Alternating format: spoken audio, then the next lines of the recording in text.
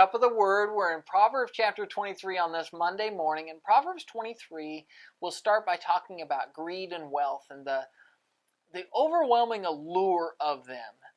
That love of money that can really get us into a lot of trouble if we don't keep it in proper perspective, that money isn't really the end-all and be-all.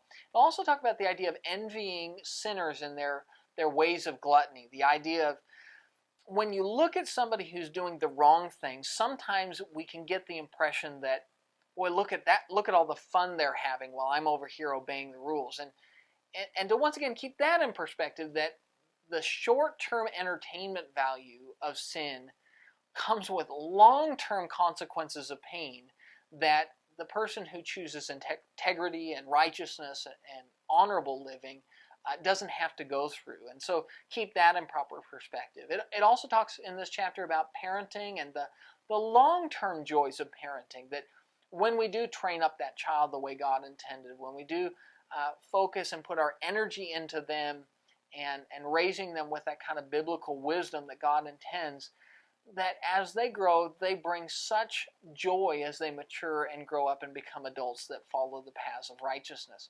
This chapter will also end on the subject of alcohol and the risks of drunkenness and the consequences of it, the sorrow, the sadness that alcohol so prevalently brings to lives when it's embraced. And so, once again, we're dealing with those life consequences of both bad and good behavior, and learning to think beyond the moment and towards the eternity.